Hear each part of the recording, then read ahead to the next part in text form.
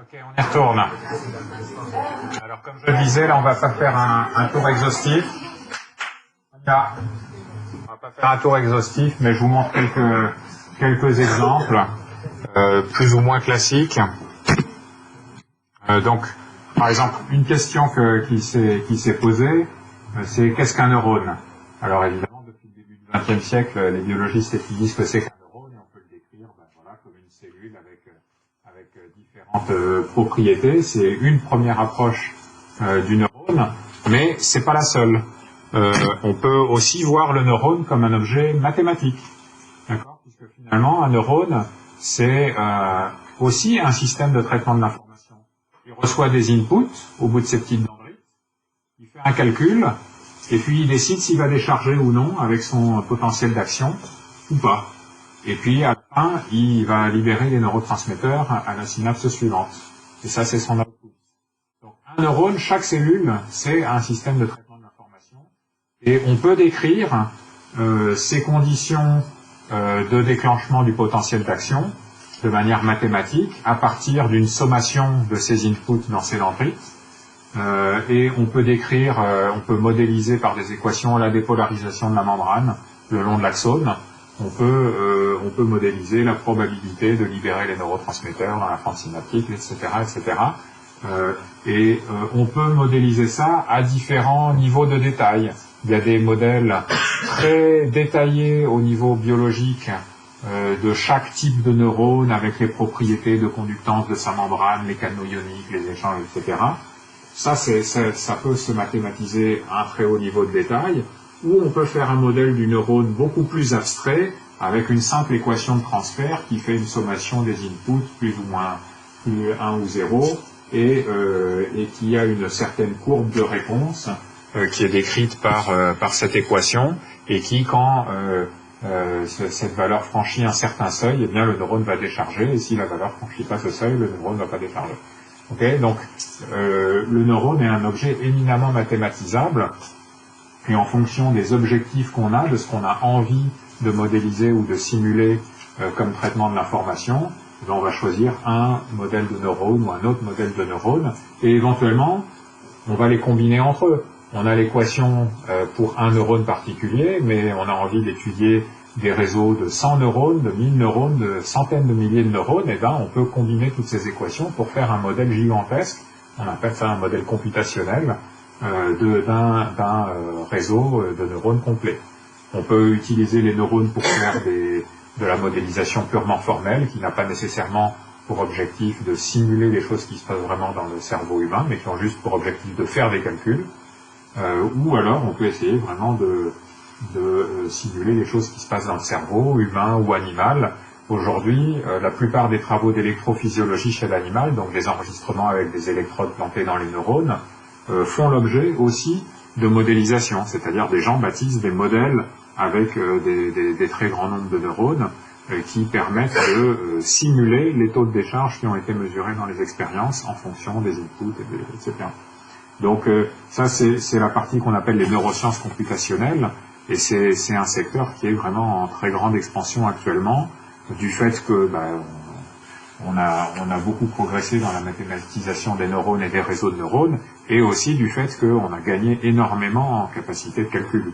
Ça, évidemment, ça joue aussi un très grand rôle. Donc pour ceux qui ont des affinités pour les maths et l'informatique, il y a beaucoup à faire aussi en sciences cognitives. On peut se poser d'autres questions. Qu'est-ce qu'un raisonnement juste? On l'a évoqué à propos de l'homo economicus, finalement, qui semble ne pas raisonner comme l'avaient prédit les théories économiques basées sur la logique. Finalement, on a depuis plus de 2000 ans un modèle normatif de ce qu'est un raisonnement logique, qui a été formulé par les logiciens, donc qui dit des choses comme, par exemple, si on a une proposition P, une proposition Q, et qu'on a non P implique Q, alors on ne peut pas avoir à la fois non P et non Q. D'accord? Donc ça, voilà, si vous avez fait un tout petit peu de logique, vous êtes capable de dire ça, parce que si on avait non Q, alors comme non P implique Q, alors on ne peut pas avoir aussi non P. Simplement, ça c'est ce que dit la logique formelle, et on constate que les êtres humains raisonnent pas comme ça. Les êtres humains, dans la plupart des circonstances, ils vont dire que ce qui contredit non P implique Q, c'est d'avoir à la fois P et Q. D'accord ? Alors, présenter de cette manière abstraite, ça paraît un peu difficile à concevoir, mais en fait, on peut faire des tas d'expériences psychologiques avec des gens en donnant du contenu à P et à Q, du contenu de situations de tous les jours sur lesquelles les gens ont habituellement à raisonner. Et quand on leur présente ces propositions logiques dans le cadre de situations de tous les jours, eh bien on se rend compte qu'ils ne raisonnent pas du tout selon les canons de la logique formelle. Et donc c'est tout un objectif de la psychologie du raisonnement, de comprendre pourquoi les êtres humains raisonnent pas comme ça, et comment ils raisonnent. Quel est le bon modèle du raisonnement humain si c'est pas la logique formelle. Okay, et ça, c'est évidemment quelque chose qui a une très grande importance parce que on a envie de bâtir des théories économiques qui incorporent le vrai modèle du raisonnement humain et pas un modèle théorique dont on sait qu'il est faux. De même qu'en sociologie, on a aussi envie de comprendre comment les gens raisonnent, etc. Donc ça, c'est quelque chose mais ça a aussi plein d'applications. En ingénierie, en ergonomie, on a envie de construire des outils qui réagissent de la manière... qui correspondent à la manière dont les êtres humains raisonnent. Vous voyez, il faut bâtir des outils pour les vrais êtres humains et pas pour des êtres humains idéalisés mais qui n'existent pas. Bon, la conscience, c'est un peu une tarte à la crème des sciences cognitives parce que c'est quelque chose qui est compliqué et qui semble échapper à toute investigation scientifique, mais en fait, dès qu'on creuse un peu, pas du tout. Bon, le truc qui est un peu gênant avec le mot conscience, c'est que ça peut recouvrir plein de choses différentes. Donc là, vous voyez, j'ai explicité 4 concepts différents qui peuvent faire référence au mot conscience. Vous voyez que c'est pas tout à fait les mêmes concepts et que beaucoup de confusions qui tournent autour de ce mot viennent juste du fait que les gens précisent pas de quoi ils parlent. Mais il suffit qu'on parte d'une bonne définition de ce qu'on veut dire par le mot conscience, et tout d'un coup, ça devient quelque chose d'étudiable. Conscience du monde extérieur, on peut faire des expériences de perception et demander aux gens qu'est-ce qu'ils perçoivent. Et là, ils répondent ce dont ils sont conscients. La conscience de soi, c'est quelque chose d'autre, c'est de la perception qui est orientée vers l'intérieur. La différence entre conscient et inconscient, être conscient ou être inconscient, donc ça fait plutôt référence à être éveillé versus être endormi, par exemple. Avoir bonne conscience, là, c'est un sens totalement différent du mot conscience, qui est plus de l'ordre de la morale, etc. L'essentiel des recherches en sciences cognitives sur la conscience ont surtout trait à la conscience du monde extérieur, parce que c'est fondé sur la perception et c'est ce qui est le plus facilement accessible expérimentalement.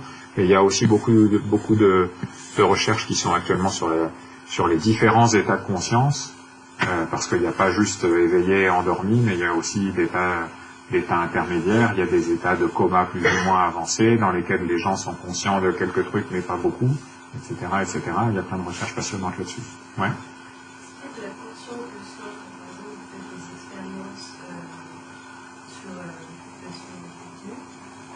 Est-ce que vous avez, après ces expériences, les évaluer selon leur conscience de Là, après, la conscience de soi, c'est pas un truc qu'on mesure sur une échelle graduée. Hein.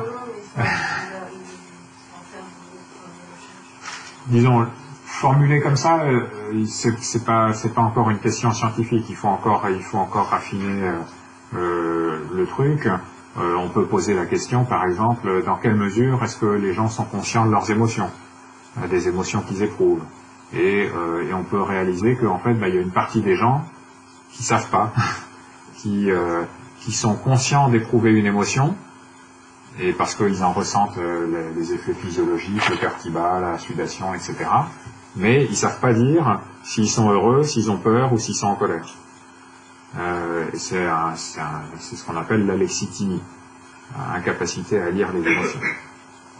Voilà, c'est un truc intéressant et ça permet de faire des tas d'expériences sur justement de quoi on est conscient à l'intérieur de soi. C'est un cas parmi d'autres, mais on peut poser d'autres questions, pas sur les émotions, mais sur d'autres aspects de soi. que mon collègue avait fait sur Ça cure, ouais. il avait parlé d'une expérience concernant le stress. Ouais. Oui, bah, le stress, ça fait aussi partie des choses dont les gens sont conscients en général. Ah ouais. Ça peut faire partie de l'étude expérimentale de la conscience. Ok. Juste un exemple pour illustrer un petit peu à quoi s'amusent les linguistes. Bon, à partir de des héros de la linguistique générative. Et donc on part de phrases comme celle-ci. Donc dans une phrase comme tu présumes lui avoir parlé. Donc là vous voyez il y a des pronoms qui ont des références qui doivent être définies par le contexte. Tu c'est la personne à qui je m'adresse. Et lui ça fait référence à une personne qui est définie par le contexte. Donc là imaginons que on est dans un contexte où il y a deux personnes, Chomsky et Halley. Et donc si je dis tu présumes lui avoir parlé, le lui il fait référence soit à Chomsky, soit à Halley. D'accord ? De même, si on regarde l'autre phrase, il présume t'avoir parlé, c'est pareil, le pronom il, dans ce contexte-là, il fait référence soit à Chomsky, soit à Halley. Donc dans les deux cas, lui ou il, dans ce cas où il y a deux personnes, il y a deux sens possibles. D'accord ? Jusque-là, c'est simple. Alors si c'est comme ça, imaginons qu'on combine les deux phrases et qu'on remplace le tu par l'autre pronom anaphorique et qu'on dise « il présume lui avoir parlé ». D'accord ? Donc c'est exactement la même phrase qu'avant, on a remplacé le tu par « il ». D'accord ? Donc, en principe, le « il », on est toujours dans le même contexte, le « il », il pourrait avoir deux sens possibles, Chomsky ou Halley, le « lui » pourrait avoir deux sens possibles, Chomsky ou Halley, et donc cette phrase pourrait avoir 2 fois 2, 4 sens possibles, si le langage fonctionnait comme ça. Et en fait, si vous réfléchissez un tout petit peu dans votre tête, il présume lui avoir parlé, vous vous rendez compte qu'il n'y a pas 4 sens possibles. Parce que il est nécessairement, enfin le référent de il est nécessairement différent du référent de lui. D'accord ? Et donc ça c'est bizarre. Pourquoi est-ce que le langage humain n'est pas un langage formel qui répond à des règles combinatoires qui permet de déterminer le nombre de sens en multipliant le nombre de combinaisons ? C'est bizarre ça. Visiblement, enfin vous avez ceux qui ont en tout cas hoché de la tête, vous avez quelque chose dans la tête qui vous a dit qu'il présume lui avoir parlé, et il et lui ne peuvent pas avoir le même référent. Qu'est-ce que c'est que vous avez dans la tête qui vous a dit ça, qui a contraint les sens que vous pouviez attribuer à cette phrase? Et ça, vous voyez, c'est pas un truc qu'on vous a enseigné à l'école. On vous a jamais dit une phrase avec il et lui, les deux pronoms doivent avoir des référents distincts. Jamais. Et même un enfant de 4 ans, pourtant, est capable de dire, dans une situation appropriée à son âge, est capable d'avoir aussi cette intuition. Donc c'est ça, ce genre de connaissance implicite sur votre langue maternelle, c'est ça qu'on appelle la grammaire. C'est ce que vous savez, que vous utilisez tous les jours pour parler, pour comprendre, mais vous n'en avez pas conscience. C'est caché à l'intérieur. Il y a besoin des petites manips des linguistes pour le mettre en évidence. Ouais ? Non ?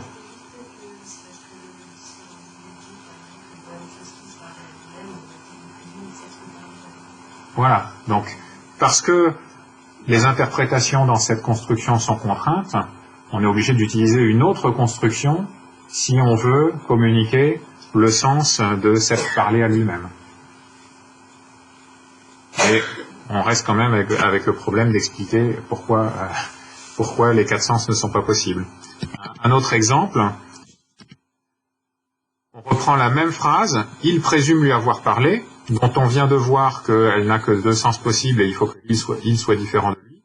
Et on la précède de ceci, je me demande qui. Maintenant on dit, je me demande qui il présume lui avoir parlé. Donc là c'est une construction un peu plus compliquée, ça nécessite un petit peu plus de réflexion dans votre tête pour essayer d'interpréter qui pourrait être il et qui pourrait être lui. Mais une fois que vous êtes arrivé au terme de votre réflexion, en principe, vous concluez que, en fait, là, dans ce cas-là, il et lui, c'est la même personne. Sinon, la phrase n'aurait pas de sens. Ça, vous le voyez, ça, ou pas? Pas nécessairement. C'est une phrase un petit peu tordue. Mais avec suffisamment de réflexion, en principe, vous devriez le voir. Donc, vous voyez, là aussi, c'est curieux, puisque quand c'est la phrase principale, il est forcément différent de lui, mais quand maintenant c'est une subordonnée d'une autre proposition, alors la règle est le contraire, il et lui doivent être identiques. Donc là aussi, c'est un mystère. Qu'est-ce qui fait que dans cette construction, l'attribution des référents répond à une règle différente? Ça aussi, c'est une connaissance implicite que vous avez dans votre cerveau, vous n'en avez pas conscience, mais vous l'utilisez tout le temps. Et donc, pour expliquer ce genre de fait, eh bien, on a besoin de modèles de la structure de la phrase et des relations hiérarchiques entre les différents éléments syntaxiques qui permettent non seulement d'expliquer ces faits, mais également d'en prédire d'autres qu'on va pouvoir aussi attester dans la langue. Donc, c'est le genre c'est ce qui fait de la linguistique aussi quelque chose d'un petit peu expérimental, c'est-à-dire qu'on produit des modèles pour expliquer des observations, et après on peut utiliser les modèles pour générer des prédictions qu'on va vérifier en faisant de nouvelles observations, et puis on va voir si ça confirme le modèle ou pas. Ok, voilà, juste une illustration rapide de ce que fait la linguistique, et de pourquoi on avait besoin de gens comme Chomsky et qu'on ne pouvait pas rester avec les modèles purement stimulus-réponse de Skinner. Parce que là, c'est clair que l'interprétation de phrases comme ça, vous avez jamais appris ça par association entre stimulus et réponse. Ouais. Alors ça, pas nécessairement. Ça peut être propre à l'anglais. Enfin, au français, pardon. Là, on vous a fait un exemple pour le français. Eux, ils ont analysé l'anglais, ils ont fait des exemples pour l'anglais et dans plein d'autres langues aussi. Et donc voilà, les exemples, il y a des principes de ce type qui sont vraiment universels, qui s'appliquent dans toutes les langues, et puis il y a des principes qui bien sûr varient selon les langues. Et il faut les apprendre, mais comment est-ce que l'enfant peut apprendre ce genre de règles juste en entendant les phrases qui se disent et en n'entendant pas les phrases qui se disent pas? C'est là qu'il y a besoin de quelques ingrédients supplémentaires. Un autre thème très intéressant dans les sciences cognitives qui a trait à la perception, c'est de se demander finalement, est-ce que la perception que nous avons du monde, est-ce que c'est une perception fidèle du monde, ou est-ce que c'est une représentation ou une interprétation qui est biaisée? À votre avis, quelles sont vos intuitions là-dessus? Biaisée? Ouais. Voilà, vous n'êtes pas totalement naïf. Mais c'est intéressant de voir véritablement quelles sont, des données qui le prouvent de manière claire. Et évidemment, les illusions visuelles font partie de ces données. Donc ça, les illusions visuelles, ça fait partie des expériences les plus simples à conduire en psychologie de la perception, et en même temps les plus convaincantes finalement, parce que tout le monde est soumis à ces illusions visuelles, et ça montre bien ce que ça montre. Donc, prenons l'exemple de celle-ci. Est-ce que vous voyez de quoi il s'agit dans cette illusion?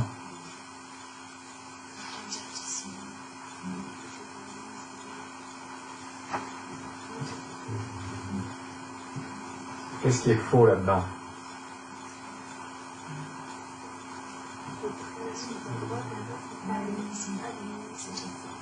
Les traits ne sont pas alignés. Vous ne les voyez pas alignés? Ah, si tu mets le stylo, ouais. Mais donc, globalement, est-ce que vous avez l'impression que le trait bleu à gauche est la continuité du trait bleu à droite? Ouais. Et après, si vous prenez votre règle, évidemment, c'est un peu différent. Donc, si je soulève le cache noir, je soulève le cache. Okay. Donc là, vous voyez que les traits de couleur sont pas continus. D'accord? Quand c'est comme ça paraît évident. Vous l'avez vu maintenant, vous le savez, je remets le cache. Même en sachant que c'est pas continu, vous avez quand même l'impression que le bleu est continu et que le rouge est continu. Ok? C'est un peu ça aussi que recouvre cette notion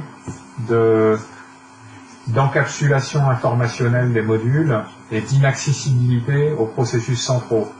Ici, là, le processus central, c'est votre connaissance du fait que le trait d'une même couleur n'est pas continu. Vous le savez puisque vous l'avez vu. Et bien même en le sachant, vous continuez à être victime de l'illusion. Vous n'avez pas le contrôle sur ce module de votre perception visuelle qui vous dit que les faits sont continus. Vous voyez ? Je vous en montre quelques autres. Les triangles de Kanissa, un grand classique aussi. C'est pas véritablement une illusion, mais qu'est-ce que vous voyez ? Bon, c'est un peu. Je devrais pas mettre le titre en fait, parce que évidemment dans le titre je mets triangle, donc évidemment vous allez me dire vous voyez les triangles. Le truc c'est qu'évidemment il n'y a pas de triangle là. En particulier, il n'y a pas de triangle blanc. D'accord ? Les triangles blancs ne sont que suggérés. Il y a des éléments de triangle blanc, et le reste, c'est vous qui le complétez. Et vous avez vraiment l'impression de les voir, les triangles blancs, non ? Mais même si en les regardant, des fois, on a l'impression que le triangle blanc, il est plus blanc que le fond blanc. Non, vous avez pas un peu ça ? Voilà, où il y a une espèce de relief. Donc ça, vous voyez, c'est votre cerveau, il voit des éléments fragmentés d'un objet, et il veut compléter. Il veut vous donner une sensation d'unicité de l'objet, de complétude de l'objet.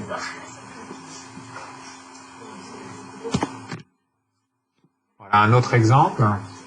Est-ce que vous voyez le truc ici ?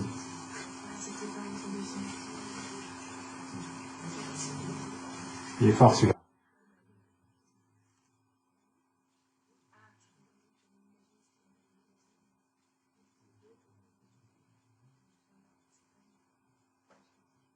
Vous voyez le truc ? Non.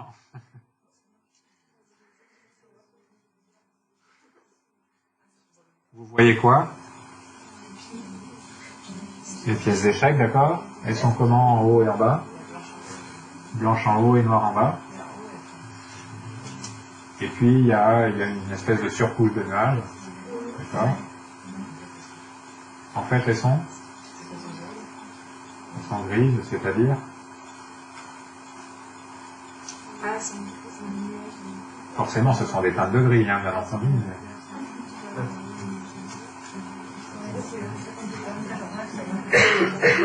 Donc, en fait, ce qui se passe ici, c'est que les pièces en haut et les pièces en bas, c'est exactement les mêmes. Elles ont strictement la même luminance. Et si vous ne croyez pas, vous pouvez venir à l'écran avec votre petit photomètre et vérifier.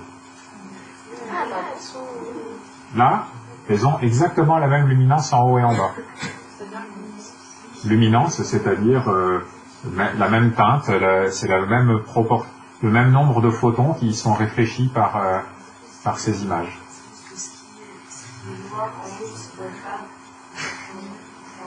Donc vous voyez, ce qui se passe, il y a un effet de contexte là. En haut, les nuages sont plus foncés qu'en bas. D'accord ? Donc les nuages fournissent un contexte avec une certaine luminance, et quand vous regardez les pièces, vous les jugez relativement au contexte. Donc les pièces avec un certain niveau de gris dans un contexte sombre, elles vous apparaissent par contraste plus clair. Les mêmes pièces avec le même niveau de gris et de luminance, dans un contexte plus clair, elles vont vous apparaître par contraste plus sombre. Ok, votre système visuel ne juge pas la luminance dans l'absolu, elle la juge par contraste. D'accord ? Une démonstration expérimentale de ça, c'est le même phénomène. Donc ici, vous voyez, c'est une espèce de lune. Donc c'est pareil, à gauche et à droite, c'est la même luminance. Vous voyez que les deux sont recouverts par la même couche de nuages, mais la couche de nuages est plus sombre à droite qu'à gauche. Mais les lunes ont exactement la même luminance à gauche et à droite. Pour le prouver, on va faire une rotation du fond nuageux, qui est autour des lunes. Et c'est l'image qui est en bas. D'accord ? Donc là, vous voyez cette grosse tache noire, là, elle est passée ici. Donc on a fait une rotation de 90 degrés dans le sens horaire du fond nuageux. Mais les lunes, elles, n'ont pas bougé. Elles sont strictement identiques en haut et en bas. Elles sont strictement identiques en haut et en bas. Et maintenant, vous voyez qu'elles sont égales entre la gauche et la droite.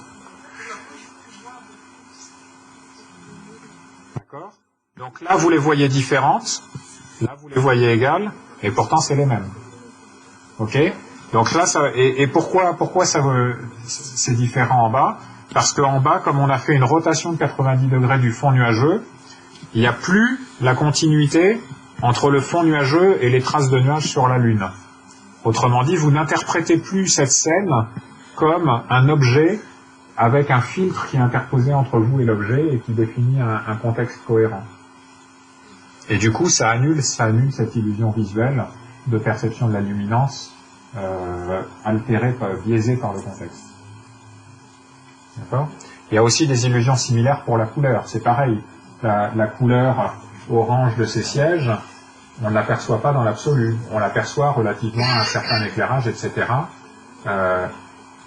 Si on voyait les mêmes sièges à la lumière du jour en plein soleil, on aurait l'impression que c'est la même couleur de orange, mais alors que c'est pas du tout les mêmes longueurs d'onde qui frappent notre rétine. Mais notre cerveau compense pour essayer de nous donner une certaine constance de la perception et pour qu'on reconnaisse que c'est toujours les mêmes sièges, ou que c'est toujours le même fruit bien mûr ou pas mûr. D'accord ? Quelles que soient les conditions d'éclairage et de luminance. Donc, bon, je pourrais vous en montrer des centaines et des centaines des illusions visuelles, c'est très marrant. Juste pour aller un peu plus vite, les conclusions qu'on peut en tirer, c'est que la perception visuelle, évidemment, n'est pas fidèle au monde extérieur. Ça vous donne pas une mesure objective des mesures physiques en nombre de photons, en longueur d'onde de ces photons, etc. Notre perception, elle est biaisée. Elle est biaisée vers la détection et la reconnaissance des objets. Quand vous avez complété les triangles de Canissa, c'est parce que votre cerveau, il aime voir des objets entiers, y compris lorsqu'ils sont occultés par d'autres objets, vous reconstruisez l'objet qui est derrière. Et vous voulez pouvoir reconnaître toujours les mêmes objets comme étant les mêmes objets, quel que soit le contexte dans lequel ils sont situés. Le traitement visuel est aussi biaisé en faveur de la détection du mouvement, c'est-à-dire on détecte beaucoup plus rapidement les choses qui bougent que les choses qui sont statiques, la détection des contrastes, aussi l'estimation des positions relatives, des distances, etc. Et donc, parce que le système visuel est en quelque sorte optimisé pour la détection de certaines régularités et pour la perception constante de certaines propriétés malgré des conditions environnantes variables, du coup, ça produit dans certaines circonstances limites des illusions visuelles. On peut mettre en échec le système perceptif en le mettant dans des conditions pour lesquelles il n'a pas été conçu. Ok. Évidemment, il n'a pas été conçu, le système visuel. Il a été sélectionné.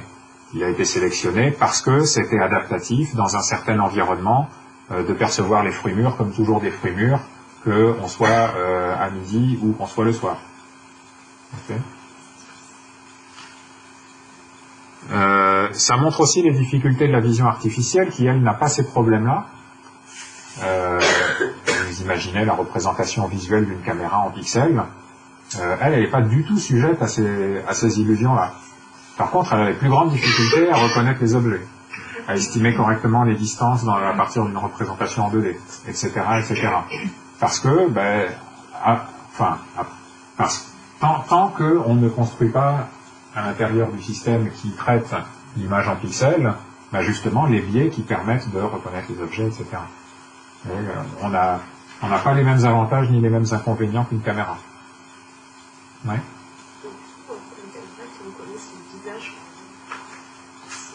Alors, ils font des choses très compliquées, en fait. Donc, ce que font, de manière générale, ce que font les systèmes qui reconnaissent les visages, comme les systèmes qui reconnaissent la parole, de manière générale, pendant longtemps, si vous voulez, dans les années 90, par exemple, on essayait d'étudier comment l'humain faisait, comment le cerveau humain faisait, et on essayait de l'implémenter dans les systèmes automatiques, et ça marchait pas. Et on n'avait pas la puissance de calcul pour faire autrement. Aujourd'hui, on a la puissance de calcul pour faire juste la force brute. Et donc, sans incorporer les biais humains dans un système de vision artificielle, juste par la force brute, en faisant apprendre à un système de vision artificielle des millions et des millions de visages, il finit par arriver à reconnaître des visages. Mais c'est basé sur la même force brute que les ordinateurs qui jouent aux échecs. Ils comprennent rien aux échecs, mais ils ont appris toutes les parties qui ont été jouées dans l'histoire du jeu d'échecs.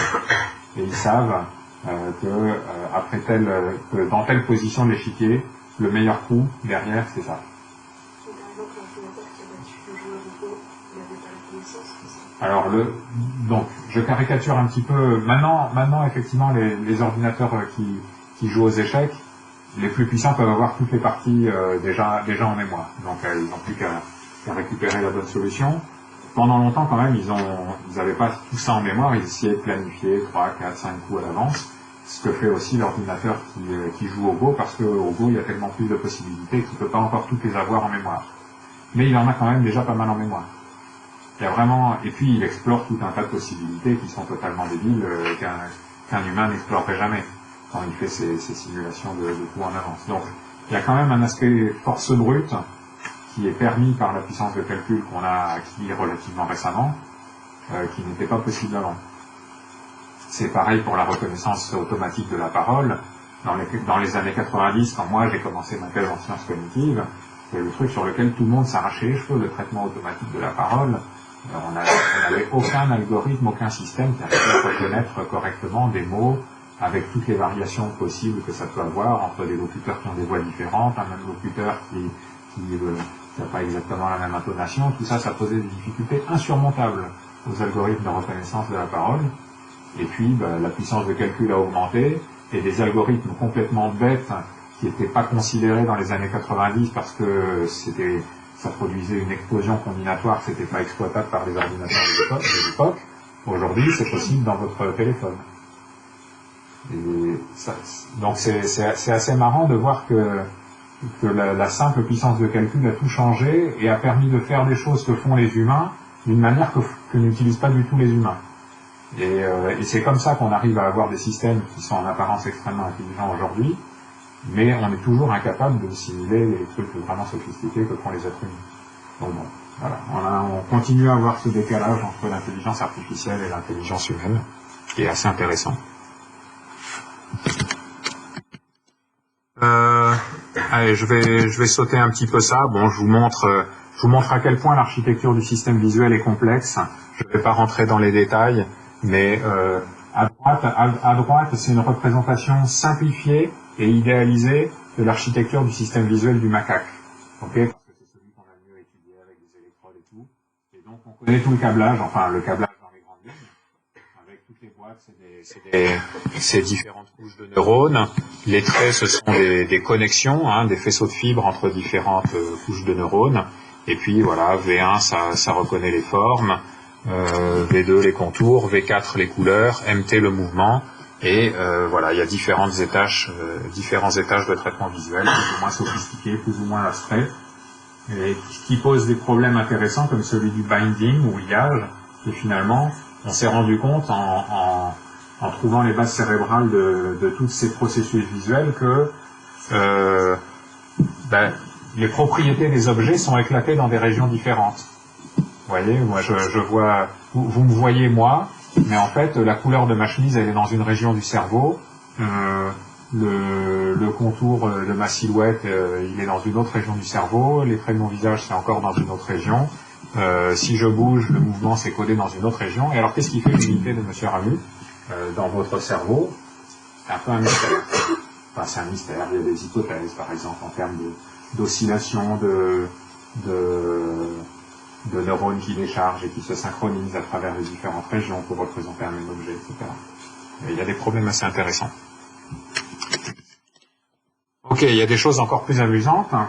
Au-delà, si vous voulez, de la simple vision, il y a des gens avec des lésions cérébrales qui perdent pas exactement la vision, mais plutôt des aspects de la conscience. C'est ce qu'on appelle les phénomènes de négligence. Donc, et si vous avez une lésion ici, là vous voyez c'est une lésion dans le cortex occipital gauche, c'est le cortex primaire visuel gauche. C'est la tache sombre ici.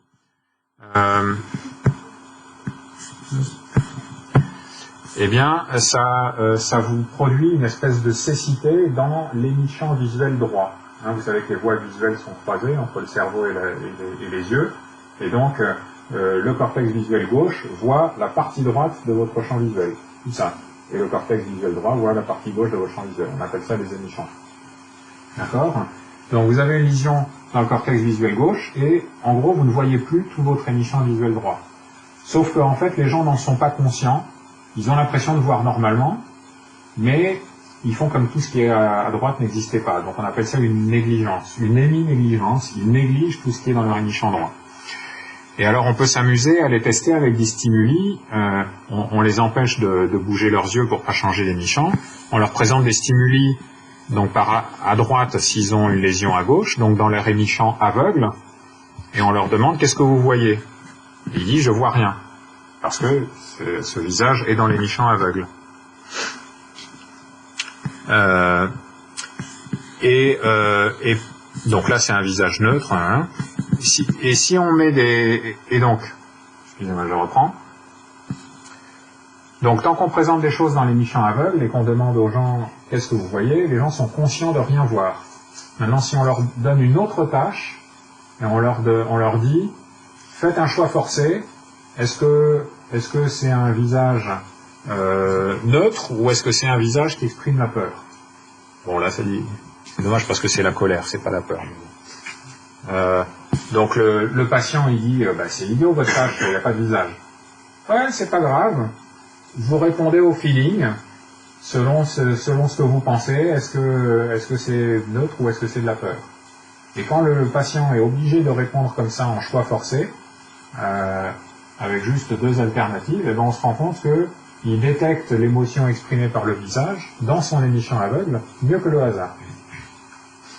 Et alors ça c'est étonnant parce que il se croit aveugle, il n'a aucune conscience perceptive dans son émichon aveugle, et pourtant, visiblement, il en récupère une information qui est suffisante pour avoir une performance meilleure que le hasard dans cette tâche qui est une tâche de catégorisation d'émotions, mais qui pourrait être plein d'autres choses.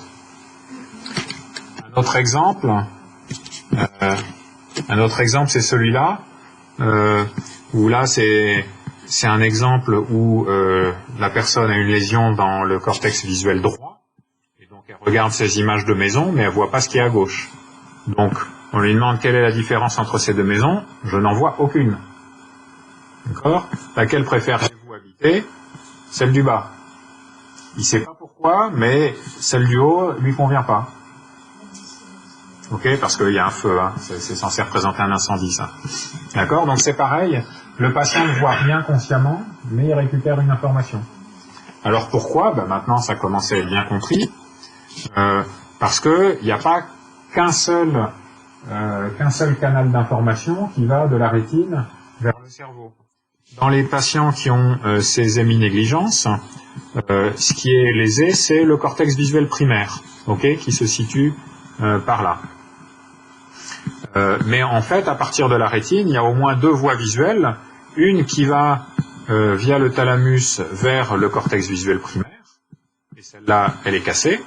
Mais il y en a une autre qui passe par le colliculus supérieur, le pulvinar, et qui va vers l'amygdale, qui est un petit noyau qui se situe ici, et qui est responsable du traitement des émotions. D'accord? Et cette voie, chez le patient qui a plus son cortex visuel primaire, elle est encore intacte. Donc en quelque sorte, la rétine, elle arrive à communiquer directement l'information à l'amygdale qui traite les émotions, alors même que le patient n'a plus son cortex visuel primaire qui lui donne sa conscience visuelle. Ok? Donc, on comprend maintenant bien les bases cérébrales de cette espèce de dissociation entre conscience visuelle et malgré tout capacités perceptives qui sont en partie intactes. Et ça pose des problèmes de conscience qui sont assez rigolos. Ça vous montre aussi, ça illustre finalement comment on se sert des maladies pour comprendre des choses sur l'architecture du système, y compris du système sain. C'est une approche générale en biologie, la pathologie permet toujours de découvrir des choses qu'on ne savait pas en regardant l'organisme sain. Et c'est vrai aussi dans les sciences cognitives, à chaque fois qu'on étudie les gens qui ont des lésions cérébrales, à chaque fois qu'on étudie les gens qui ont des troubles mentaux, on apprend des choses parce que ça met en relief des liens de causalité entre des structures, des fonctions, etc. qu'on ne voyait pas avant. Donc la neurologie et la neuropsychologie, ça a été vraiment une grande source d'information sur les fonctions cérébrales avant qu'on qu'on ait accès à l'imagerie cérébrale, qui vous a permis de voir un petit peu les mêmes choses d'une manière différente. Alors, je vous montre un autre truc. Donc là, il s'agit d'une vidéo. Vous l'avez déjà vue, celle-là? Bon, ceux qui l'ont vue, ne trichez pas, ne dites rien. Donc, vous voyez, là, donc vous allez voir une petite vidéo d'une quinzaine de secondes. La tâche que vous allez avoir, c'est de compter le nombre de passes que se fait l'équipe en blanc. Ok? La consigne est bien comprise. Alors, allez, il va falloir d'abord... Est-ce que je vais arriver à déclencher?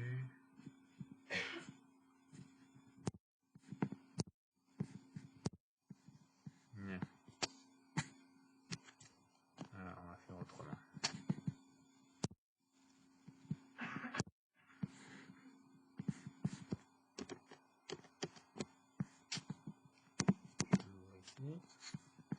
Ah, attendez, je remets à 0. Ok, vous êtes prêts? Vous comptez le nombre de passes de l'équipe blanche dans votre tête. Hein.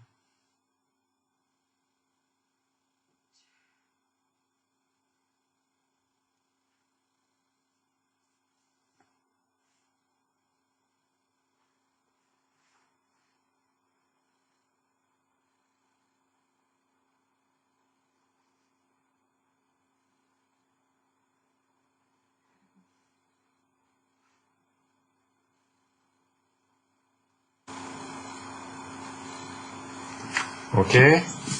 Qui a compté 17? Il y en a qui ont compté autre chose? 16? Ouais, c'était un petit peu ambigu sur la fin. Ok. Qui a vu le gorille? Le gorille? Ah ah, donc laissez-les. Qui n'a pas vu le gorille? Qui n'a pas vu le gorille? N'ayez pas honte. Il y en a 4 ou 5 là, c'est ça? Un peu plus? C'est pas grave hein, de ne pas voir le gorille. Dans une expérience typique, ça dépend un petit peu des conditions de luminosité, etc. Il peut y avoir la moitié d'une salle qui n'a pas vu le gorille. Bon, je le remonte pour ceux qui l'ont pas vu. J'avance un petit peu.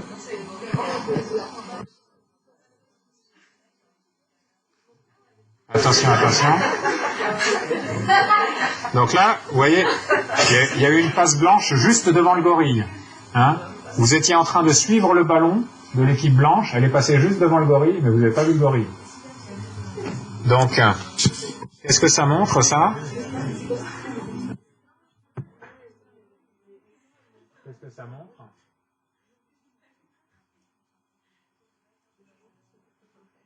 On ne peut pas faire deux choses à la fois, ouais, c'est une manière de le dire.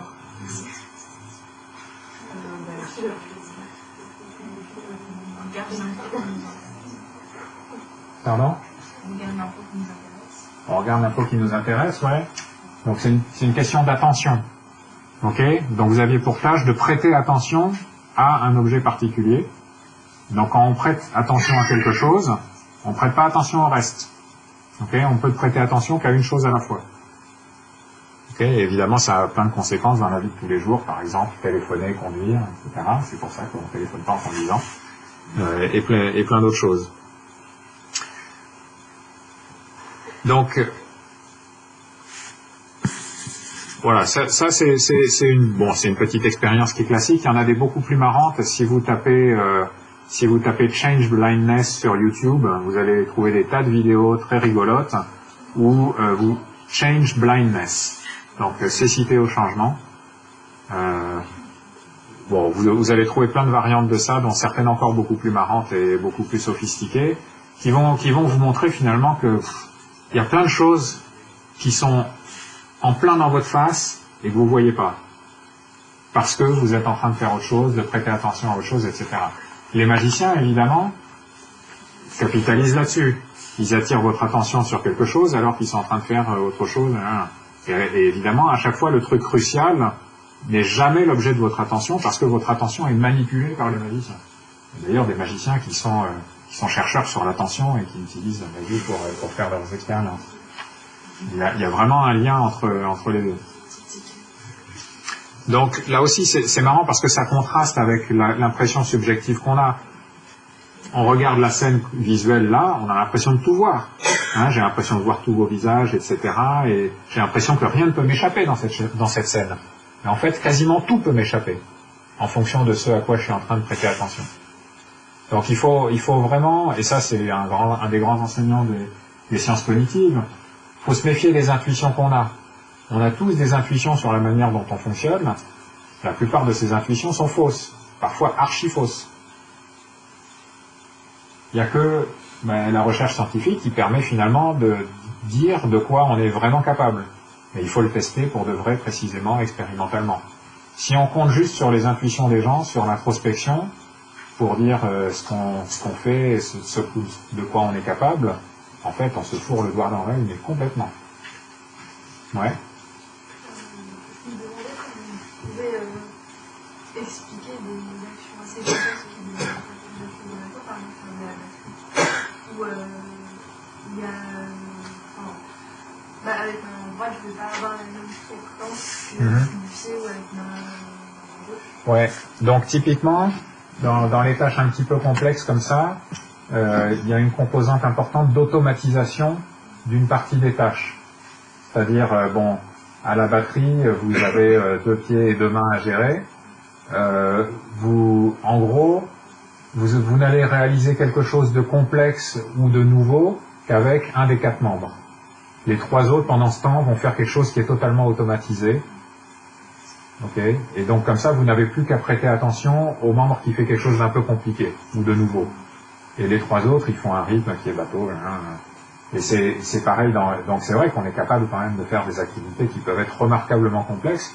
Une autre manière dont on le fait, donc pas dans la batterie. Dans la batterie, effectivement, je pense que tout est automatisé sauf une chose. Mais dans d'autres activités complexes, on va aussi faire les choses de manière séquentielle, parce qu'on n'est pas capable de les faire en parallèle.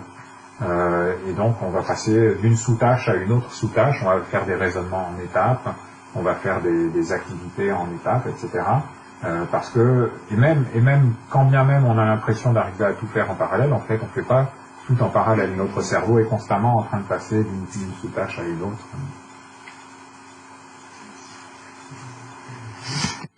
Alors, je vois qu'il est 7h30, donc on pourrait continuer assez loin comme ça. J'avais encore plein de diapos, par exemple, sur l'inné et l'acquis, qui est encore un autre des grands débats en sciences cognitives.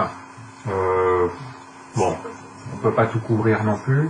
En fait, à la limite, si le truc sur l'inné et l'acquis vous intéresse, vous pourrez trouver sur YouTube une vidéo d'une conférence où je fais à peu près les mêmes diapos. Donc pour ceux que ça intéresse, vous pourrez voir ça.